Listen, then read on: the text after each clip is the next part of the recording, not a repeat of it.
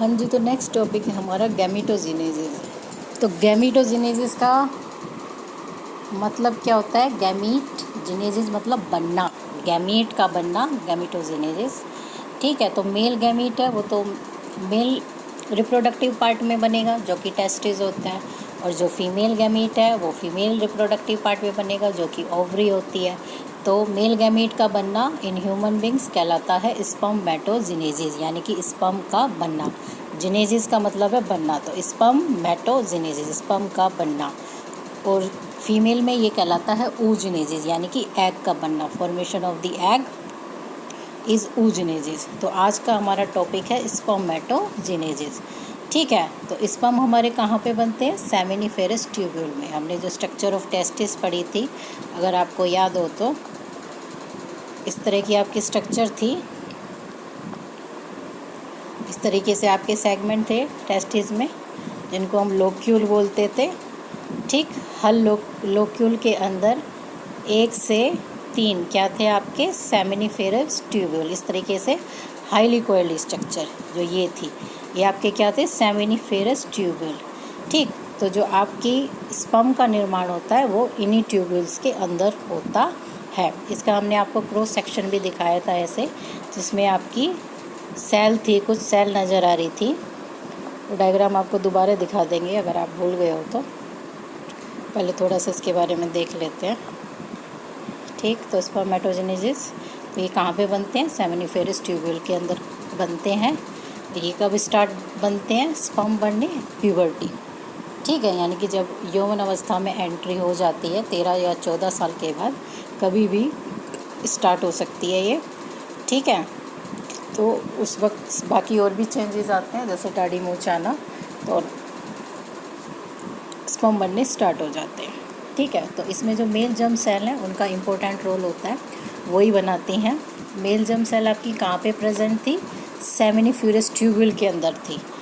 ठीक है, ये बार मैं एक बार डायग्राम आपको दिखा देती हूँ जिससे आपको याद आ जाए। ये सेमिनिफेरस ट्यूब्यूल का TS है। ठीक, तो इसमें ये आपको दिख रही है ना स्पर्मेटोगोनिया, और ये बीच में आपके क्या है? ये सारे स्पर्म है।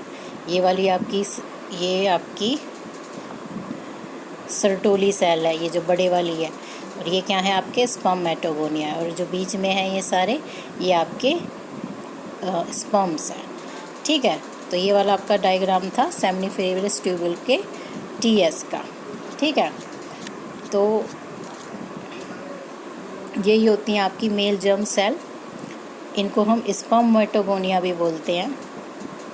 जो मेल जर्म सेल है इनका जो दूसरा नाम है वो क्या होता है? स्पर्मेटोगोनिया। और ये कैसी होती हैं? 2n का मतलब है कि इनके अंदर पूरे 46 क्रोमोसोम होते हैं। ठीक है, अब मेल जर्म सेल में से कोई एक सेल डिफ्रेंशिएट हो जाती है एज ए प्राइमरी स्पर्मेटोसाइट। ठीक, वो भी 2n है, यानी कि उसके अंदर भी 46 क्रोमोसोम होते हैं। अब इसमें पहला मियोसिस डिवीज़न होता है। ठीक है, तो यहाँ पे आप देखो, ये आपकी एक सेल है जो कि क्या है? मेल जर्म सेल, और इसके अंदर आपके क्या हैं? 46 क्रोमोसोम है। इन्हीं में से कोई एक सेल डिफ्रेंशिएट हो गई प्राइमरी स्पर्मेटोसाइट, ये हो गई आपकी प्राइमरी स्पर्मेटोसाइट। ये भी आपकी 2n है, यानी कि इसके अंदर भी क्या है? 46 क्रोमोसोम। अब इसके अंदर होगा आपका मियोसिस डिवीज़न फर्स्ट। ठीक है, तो जब मियोसिस डिवीज़न होता है क्या करता है? ये क्रोमोसोम नंबर हाफ कर देता है। तो अब इससे 2 सेल बनेगी, लेकिन दोनों के अंदर अब कितने क्रोमोसोम होंगे? 23 और 23 हाफ हो गए, यानी कि अब ये कैसी हो गई? हैप्लॉइड हो गई। दोनों आपकी क्या बनी? हैप्लॉइड। ठीक है, फिर मियोसिस सेकेंड कंप्लीट होता है, इनसे 2 सेल आपकी और बन जाती हैं। तो एज ए रिज़ल्ट 4 सेल बनती हैं, और चारों अब आपकी क्या हैं? ये हैप्लॉइड सेल हैं। ठीक है, इसको हम अब इस डायग्राम में देखते हैं। तो ये है आपकी स्पर्मेटोगोनिया जो कि क्या है? 2n है।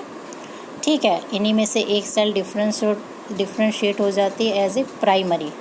इन्होंने जो ये 1 लिखा है इसका मतलब है प्राइमरी स्पर्मेटोसाइट। ये भी आपकी 2n ही होती है, ये भी आपकी 2n है। 2n का मतलब है टोटल दोनों में 46 क्रोमोसोम है। अब आपका मियोसिस फर्स्ट डिवीज़न होता है और इससे आपकी ये 2 सेल बनती हैं, लेकिन अब ये दोनों सेल कैसी हैं, हैप्लॉइड हैं, यानी कि अब इनमें कितने क्रोमोसोम रह गए, 23। ठीक है। अब मियोसिस सेकंड कंप्लीट होता है तो हर एक सेल 2 सेल और बनाएगी बिल्कुल अपनी जैसी। ठीक है, तो टोटल आपकी कितनी बन गई, 1 2 3 4। एक सेल से चले थे और आपके पास कितनी सेल बनी, 4। आप डिप्लॉइड सेल से चले थे और अब आपके पास 4 सेल बनी है जो कि क्या हैं, सारी हैप्लॉइड हैं, यानी कि जिन सब में 23 क्रोमोसोम है। ठीक है, तो ये आपका प्राइमरी, ये तो आपकी थी मेल जर्म सेल जिसको हम स्पर्मेटोगोनिया भी बोलते हैं। ये आपका प्राइमरी स्पर्मेटोसाइट था, ये आपके सेकेंडरी स्पर्मेटोसाइट थे और ये चारों आपके कहलाते हैं स्पर्मेटिड। क्या कहलाते हैं, स्पर्मेटिड। चारों हैप्लॉइड हैं।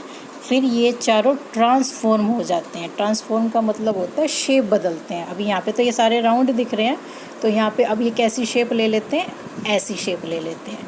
ठीक है, तो इस तरीके से इनकी शेप है, थोड़ी सी ये चेंज होती है। ये टेल होती है, ये इसका हेड होता है। अब इनको हम बोलते हैं स्पर्म सेल। ठीक है, तो ये आपके बन गए स्पर्म सेल। तो इस पूरी प्रोसेस का नाम स्पर्मेटोगोनिया से स्पर्म का बनना क्या कहलाता है, स्पर्मेटोजेनेसिस।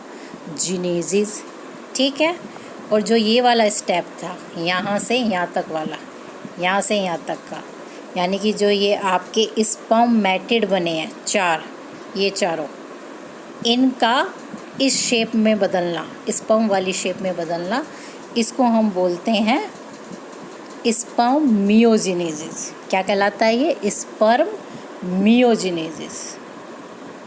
स्पर्मियोजेनेसिस। ठीक है, और जो ये लास्ट स्टेप है इसके बाद, ठीक है, ये स्पर्म बन गए हैं। अब ये स्पर्म रिलीज़ होते हैं कहाँ से, सेमिनिफेरस ट्यूब्यूल से बाहर निकलते हैं। तो इनका रिलीज़ होना, सेमिनिफेरस ट्यूब्यूल से रिलीज़ होना कहलाता है स्पर्मिएशन। तो देखो सारी मिलती जुलती टर्म है, स्पर्मेटोजेनेसिस, स्पर्मियोजेनेसिस और स्पर्मिएशन। तो इन तीनों के बीच में डिफरेंस पूछ लिया जाता है, इसलिए आपको ये टर्म अच्छे से याद होनी चाहिए। ठीक है, तो ये आपका हो गया स्पर्मिएशन, स्पर्मियोजेनेसिस। इसके बाद आपका आता है रोल ऑफ हार्मोन। ठीक है, तो इसमें हार्मोन्स का क्या रोल होता है, मतलब ये अचानक से, पहले जन्म से तो नहीं बनते स्पर्म, जब आप प्यूबर्टी पे पहुंचते हो तब स्पर्म बनने स्टार्ट होते हैं। तो ये चेंजेस होते किस वजह से हैं, कैसे, क्या सिग्नल मिलता है आपकी बॉडी को कि ये चेंज होने स्टार्ट हो जाते हैं। तो ये सिग्नल आपके ब्रेन से मिलता है। ब्रेन में आपका ग्लैंड होता है हाइपोथैलेमस। ये जैसे आपका ब्रेन है तो यहाँ पे एक ग्लैंड होता है जिसका नाम होता है हाइपोथैलेमस। इसमें से ये हार्मोन निकलता है गैनाइडोट्रोफिन हार्मोन।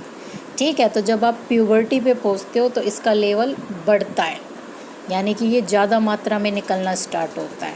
तो जब ये ज़्यादा मात्रा में निकलना स्टार्ट होता है तो इसी के पास एक और ग्लैंड होता है जिसको हम बोलते हैं पिट्यूटरी ग्लैंड। ये भी आपके ब्रेन के पास ही होता है। तो ये हार्मोन इस पिट्यूटरी ग्लैंड को स्टिमुलेट करता है 2 और हार्मोन निकालने के लिए, LH और FSH। FSH की फुल फॉर्म है फॉलिकल स्टिमुलेटिंग हार्मोन और LH की फुल फॉर्म है ल्यूटिनाइजिंग हार्मोन। ठीक है, तो हाइपोथैलेमस किसको सिग्नल भेजता है, पिट्यूटरी ग्लैंड को, कि वो 2 हार्मोन निकाले, LH और FSH। अब ये दोनों क्या करते हैं, LH तो एक्ट करता है आपकी लेडिंग सेल पे। अब याद करो आपकी लेडिंग सेल कहाँ पे थी, ये भी सेमिनिफेरस ट्यूब्यूल के साथ ही हमने कहीं पढ़ी थी। और जो आपका ये फॉलिकल स्टिमुलेटिंग हार्मोन है यानी FSH, ये एक्ट करता है आपकी सर्टोली सेल पे। अब सर्टोली सेल भी याद करो, ये हमने कहाँ पढ़ी थी। ठीक है, तो मैं आपको याद दिलाती हूँ, हमने इस तरह के TS पढ़े थे सेमिनिफेरस ट्यूब्यूल के। तो इनके बीच में जो कुछ सेल होती हैं वो क्या कहलाती हैं, लेडिंग सेल। ठीक है, और ये सेल कौन सा हार्मोन निकालती हैं? एंड्रोजन। और एंड्रोजन हार्मोन क्या करता है? ये आपके सेक्सुअल बिहेवियर को कंट्रोल करता है। आपकी बॉडी में एट प्यूबर्टी जो चेंज आते हैं सारे, दाढ़ी मूंछ का निकलना, आवाज़ भारी होना, मस्कुलर स्ट्रेंथ का बढ़ जाना, स्पर्म बनना स्टार्ट होना, ये यही हार्मोन करता है। ठीक है, तो सिग्नल इसको कौन देता है? ये LH आके सिग्नल देता है कि भाई हाँ अब एंड्रोजन हार्मोन निकालो। तो इस हार्मोन के निकलते ही बॉडी के अंदर स्पर्मेटोजेनेसिस स्टार्ट हो जाती है। ठीक है, अब ये क्या करता है दूसरे वाला? सर्टोली सेल कहाँ पे थी? अब दोबारा याद करो, ये हमारी स्ट्रक्चर थी सेमिनिफेरस ट्यूब्यूल। तो इसके बीच में कुछ तो छोटी छोटी स्ट्रक्चर थी और एक बड़ी सारी स्ट्रक्चर थी बीच बीच में। इन बड़ी सारी स्ट्रक्चर को हम क्या बोलते थे? Sertoli cell. ठीक है, तो ये जो FSH है ये सर्टोली सेल पे एक्ट करता है, यानी कि इसको स्टिमुलेट करता है क्या करने के लिए? स्पर्मियोजेनेसिस करने के लिए।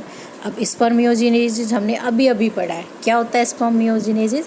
जब आपके 4 स्पर्मेटिड बन जाते हैं लास्ट में, हैप्लॉइड, दूसरे कलर से ले लेती हूँ, ये 4 आपके स्पर्मेटिड बन गए। फिर इनकी जो ये शेप चेंज होती है इसमें, स्पर्म वाली सेल में, इस स्टेप को हम क्या बोलते हैं? स्पर्मियोजेनेसिस। तो इसको कौन कंट्रोल करता है? इसको कंट्रोल करती हैं आपकी सर्टोली सेल। और सर्टोली सेल ये कब करती हैं? जब FH हार्मोन उसको स्टिमुलेट करता है, यानी कि उसको सिग्नल भेजता है कि हाँ भाई अब अपना काम शुरू कर दो। ठीक है, तो इस तरीके से जो ये सारी प्रोसेस है ये कंट्रोल होती है हार्मोन से।